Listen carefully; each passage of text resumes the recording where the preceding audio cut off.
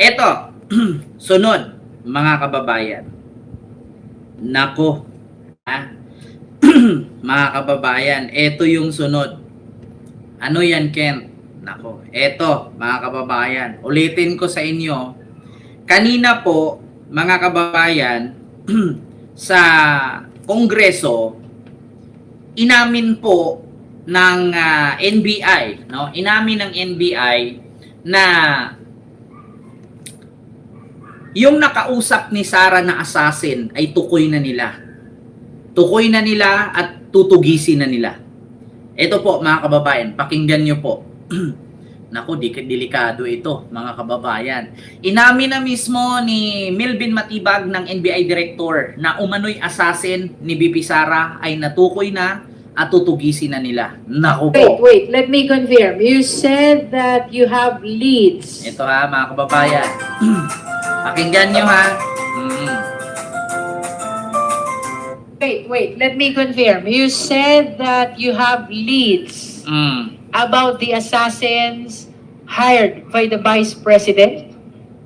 Yes, ma'am. Meron po kaming leads na mukhang talagang, at yun naman po yung findings na talagang may kinausap, kaya nga po nag-file ng kaso ng great threat at inciting to sedition. Ano? And this is the assassin hired to kill the President, the First Lady, and the former Speaker, which we saw from her video. Yun po yung part ng aming ongoing case build-up.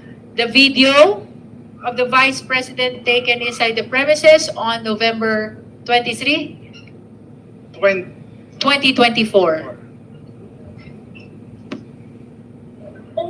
Ang ina ninyong lahat. Martin Romualdez, Lisa Marcos, Bongbong Marcos. Madam Chair, can we begin the video again because the audio was not clear? Please replay and please max the volume. Ayan na, mga kababayan. Pakinggan nyo mabuti ha. Sabi ni Sara dyan. Ang ina ninyong lahat. Martin Romualdez, Lisa Marcos, Bongbong Marcos. Huwag kang mag-alala, ma'am, sa security ko. Aha. Kasi may kinausap na ako na tao. Mhm. Sinabi ko sa kanya, kapag pinatay ako, patayin mo si BBM, si Lisa Araneta, at si Martin Romualdez. No joke. No joke. Nagdilin na ako, ma'am. Pag namatay ako, sabi ko, huwag ka tumigil hanggang hindi mo mapatay sila. Oh, klarong-klaro ha, mga kababayan. Nagbilin na daw siya na kapag ka hindi naubos, wag tumigil. Kapag ka namatay daw siya, nagbilin na siya sa isang assassin, sa isang killer, na kapag ka namatay siya, wag kang tumigil hanggat hindi sila maubos. So ngayon, mga kababayan, tanong ko lang, banta ba yun o hindi? Joke lang ba yun? Ikakasabi nga lang yan na no joke. No joke. Nagbili na ako, ma'am. Kapag ako namatay, huwag siyang tumigil. Patayin mo silang lahat. So sa madaling salita, mga kababayan, banta po yun. Threat sa madaling salita. Kaya ang sabi ni Melvin Matibag, tukoy na nila kung sino ang assassin or yung killer. Naku, patay ka dyan, Sara.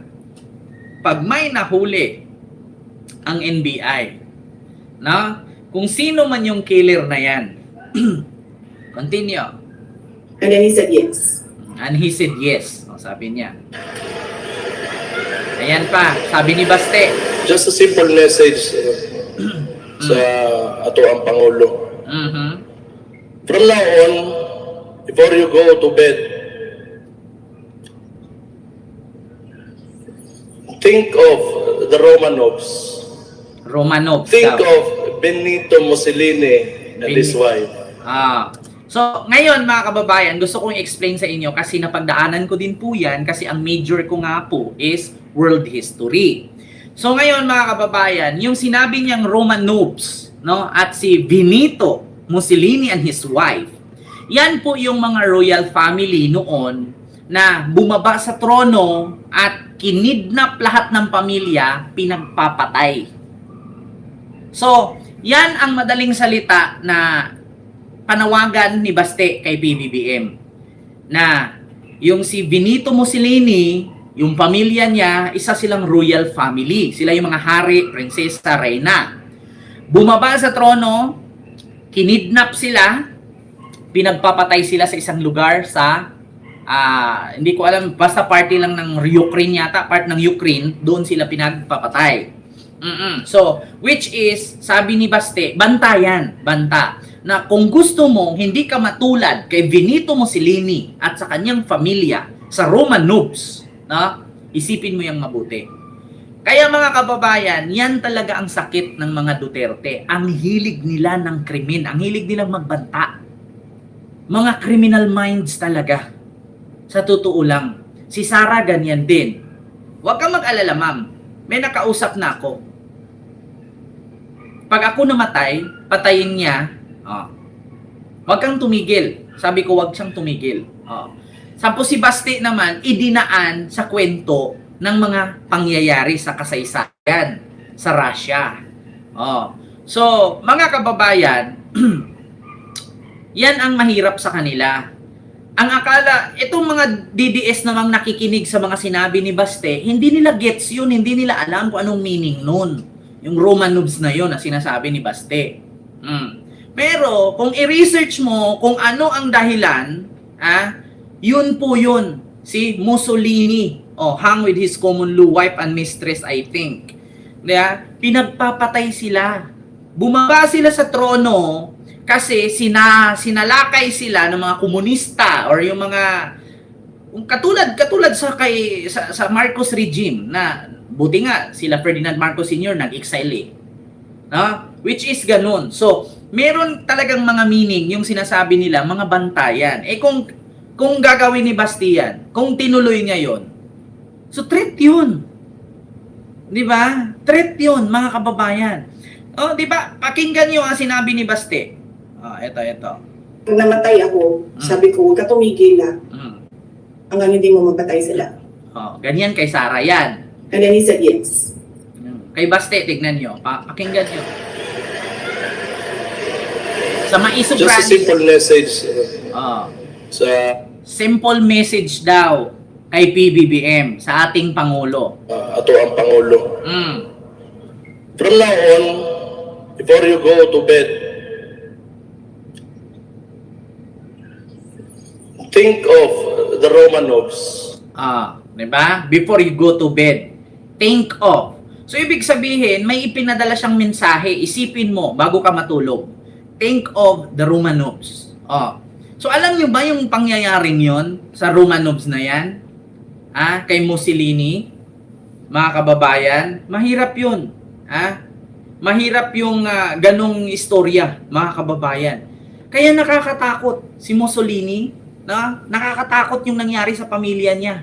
Dinukot silang lahat. Pinagpapatay sila sa Ukraine. Doon sila.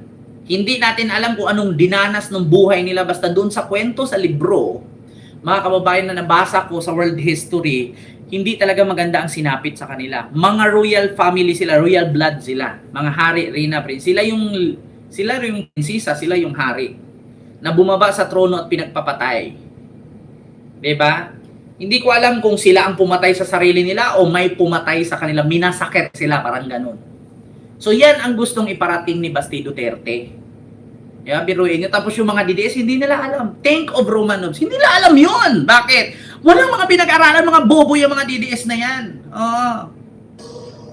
Think of Benito Mussolini and his wife. And think of what happened to you in 1986. Think of Benito Mussolini and his wife and think of what happened to you in 1986. 1986 yung nangyari sa kanila nga o baka daw mangyari ulit. Yun ang banta ni Baste. Kaya nga sabi ni Digong, natakot ako. Sabi niya, meron tayong presidente yung bangag noon. Natakot ako. Yan ang hindi ko gustong mangyari. Ang mapalayas kayo tulad ng tatay mo. Banta yun Sinabi ni Didigong yan, banta din. Puro sila banta, mga kababayan. O anong sabi ni Pulong nung nakaraan lang?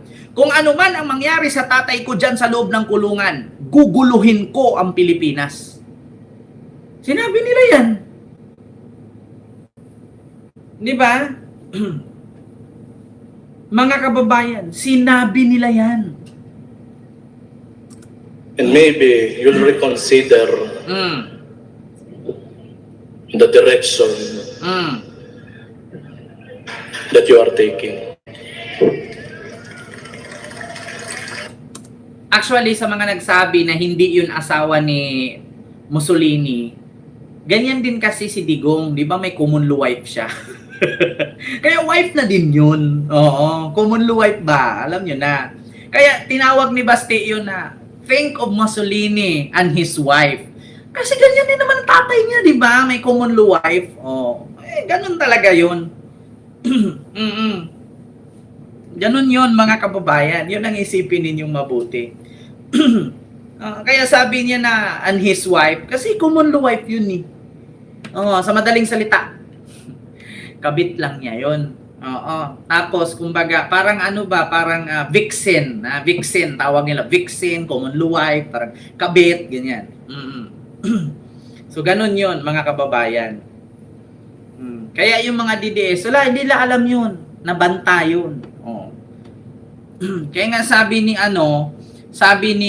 Wait, let me confirm. You said that you have leads you have about leads. the assassins hired by the Vice President?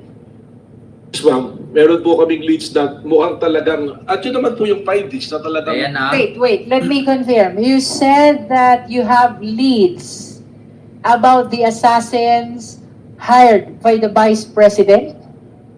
Yes, ma'am. Meron po kaming leads na mukhang talagang, at yun naman po yung findings na talagang may kinausap, kaya nga po nag-file ng kaso ng grave threat at inciting to sedition. And this is the assassin hired to...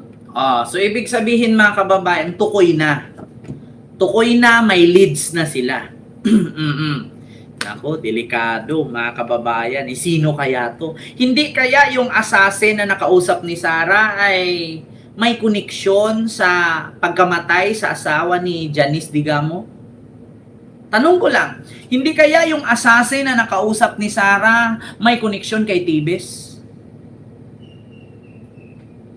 Nagtatanong po. Nagtatanong lang po. Nako, patay ka din ha. So, yun lang. Mga kababayan, yung ating reaksyones, no, sa mga oras na ito.